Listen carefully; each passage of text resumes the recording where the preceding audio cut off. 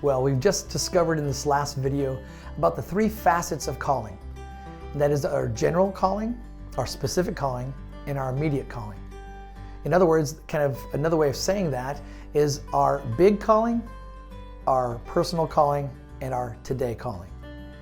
Now, most of us, again, are kind of in different places when it comes to the big calling, right? This idea is, where is God in our life? What does our spiritual journey mean? And that's awesome stuff. But today, in this particular video, I want to focus on our specific calling, or that personal calling. And the reason why is because that's what we're all interested in. That's the honest reason, right? We go back to school, we choose a particular job or career field because we want to do something personally. Now, for many folks, this means kind of a place of self-fulfillment. For others, it's what we would call like pro-social values. In other words, how we can give back to the world or how we can make a difference in the world. And that specific area or specific facet of our callings really includes our unique gifts and abilities. It's who you are. Matter of fact, some people would say you have a particular shape, and that shape could be actually an acrostic that talks about everything from like our spiritual gifts and our heart and our abilities and our personality and our experiences. And that's what we're talking about in this video. And specifically, I have this idea of like, what am I supposed to do? I talked a little bit about the fact that I went to college for aerospace engineering, got a business degree, and am now in ministry. I was in church work, and now I'm actually at a university. So there is kind of an evolution or an expansion or a different way in which things kind of grow and they move and they shape. And that's what our specific calling does. It does that. It's not static. You're probably not going to find one job and stay with it the rest of your life. Now, if you do, and that brings fulfillment and it connects to the world in which you want to, wonderful.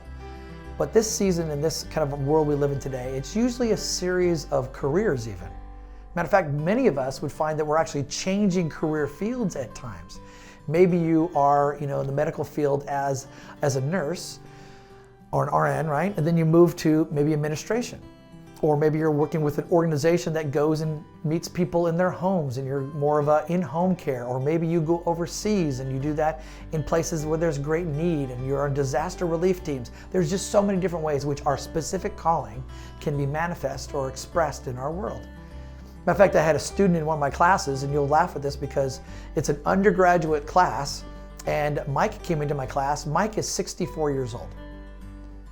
And I joked with Mike, and I said, so Mike, you've done this thing in your life and done that thing in your life, and his life was fascinating, the different things he did. And he came back to school because he's like, you know what? I'm still not sure I know what I want to be when I grow up. But isn't that the truth? I will go and speak in so many different audiences, and I'll ask that same question. I'll say, so how many of you are still trying to figure out what you want to be when you grow up? And you'll be amazed at how many hands go up, because it is a journey. And even when we think we find something we enjoy and we love and we're kind of finding fulfillment in that, and even if it's hard work, we still sometimes go, is there something else? Is there another thing I'm supposed to be doing? That's okay. Enjoy those thoughts, enjoy those ideas, but also don't allow them to create a sense of frustration or panic or anxiety. Because what you do today matters today. And even if it means that your job is not necessarily the exact bullseye of what you want to do, keep on the road, keep exploring, keep investigating, keep asking those questions.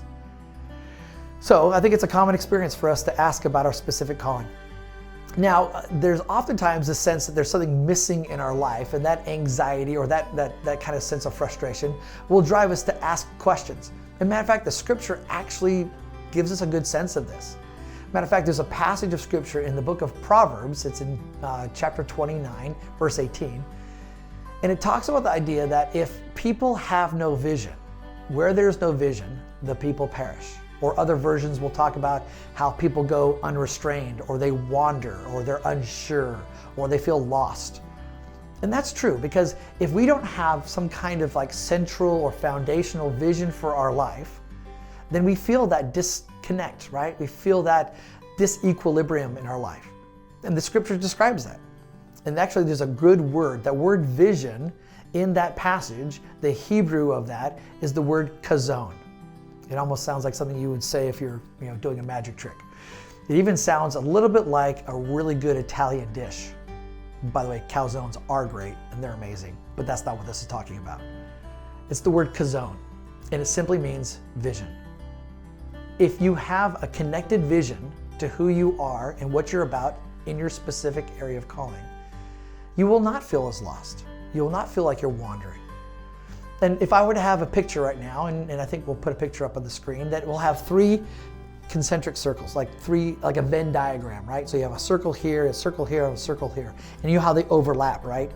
And when you find that kind of sweet spot in the middle, I would say that's kind of the vision piece. That's the kazone of your life. Now, what is in each of these 3 circles? I'm glad you asked. So in the first circle, I would say, is your past experiences. And by the way, this all comes from a book actually called Kazone by Craig Groeschel. And it's really helpful. There's lots of different ways people will tell you about the different circles of a Venn diagram to find your kazone, but this is just one of those. So your past experiences. Now here's the deal. We all come from some kind of place, right? There is family history, there's geographic history, there are deep experiences in our life, some incredibly painful and traumatic, some exhilarating and filled with joy. But all of those past experiences bring a kind of category or a shape or a kind of components or essence to who you are as a person. That includes voices from people in your life, messages that you've taken into your heart, which by the way, sometimes some of those messages we should not take into our heart. So all of those pieces, right, they kind of combine into who we are. And that is our past experiences. Our past experiences really have so much involved in it, and there's so much that we can go into it. Matter of fact, many of you love reflecting on your life, and if you have a journal or whatever else, you've done some of this work. For those of you who've not done that before, I'd encourage you to get a journal. Begin, as you're talking through these different classes and the different ideas, journal some of your thoughts out. Write them on paper, explore them. Your past experiences have a lot to say about who you are and where you can go in your life. I say it this way, your most powerful place of impact is probably going to come from one of your greatest places of pain or hurt than your greatest place of success. And the reason why is because pain translates, right? My success in some area or field may not translate. It might inspire you, but it may not translate to you. But when I share about difficult times in my life, whether I grew up with divorce in my family or domestic violence, or you name some pain, then we all of a sudden, it connects. And oftentimes, many of us go into career fields because the pain of our past, we want to help other people through that. We want to bring wisdom to it, or healing, or restoration from that. And that includes even the places like the business world. You know, failed businesses really are the foundation for successful businesses. So this idea is that our past experiences really are a part of that, of our kazone. The next circle I would describe as the core values, or your kind of essential values of your life. This is a little bit harder to get at because most of the time our values are kind of like the operating system on our phone. We only notice them when they're not working, right? We know when we've gone down a road when we're like, that's not who I am, that's not what I believe, that's not what I'm about. But other than that, those values are kind of operating behind the scenes. They're kind of, the operating system, they're just kind of going along. I think those are worthy of exploration. Matter of fact, we should actually land on and name some core values of our life. Like, what do we really want to be about?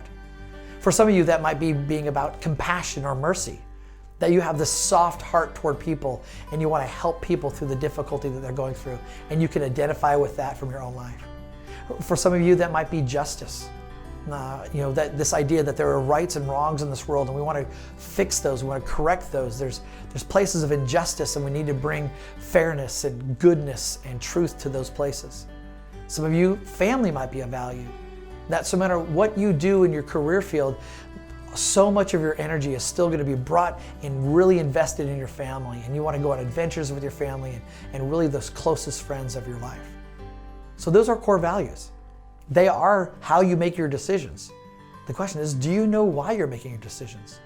So unpacking some of those. That's one of those other circles that's a part of helping us find our kazone, or our vision, or the specific calling of our life. The last circle we would call spiritual gifts. Now, this is a little bit of a kind of a theological idea. Scripture, Christians believe that God has given each one of us like a mix of gifts. And it's not just the same as skills. It's not just the same as talents or even strengths. We're actually a strengths-based university. You maybe at some point took the strengths inventory and had some conversations about that. Those are all great tools and great things to have as a part of the circle. But one of the ones that we focus in on is the idea of spiritual gifts. The idea is this, that God has not only given you your uniqueness on who you are and what you're all about, but He's also given you spiritual gifts, and not just one, but maybe multiple. And spiritual gifts are things like leadership and teaching, mercy, prayer. There's lots of different spiritual gifts that are in the world. So sometimes it means kind of listening and finding what those spiritual gifts are. And wouldn't it be amazing that your spiritual gifts weren't just there to help you serve others in with your church or your community, but are actually there to give you a hint about your career field? Maybe? I think so. I think God in His wisdom has created those things. So if you take those three circles, right? You take your past experiences, your core values, and your spiritual gifts, and you kind of find where the overlap is. That's kind of the idea of Kazone.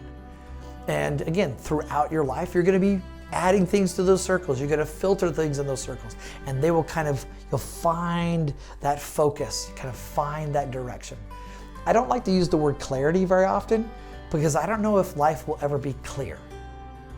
I think God is always calling us to trust in Him, even when it is unclear. But I do think that you'll have direction. I do think that you'll have insight. I think you'll have leadings, and I think you'll find that way to your idea of Kazone, this idea of callings. Now, again, I think this is beyond just our work and our career. This includes the whole of our life. So look at those different areas and explore them to see if you can't find some insight on how you make your life meaningful and make an impact in this world, in your job and beyond.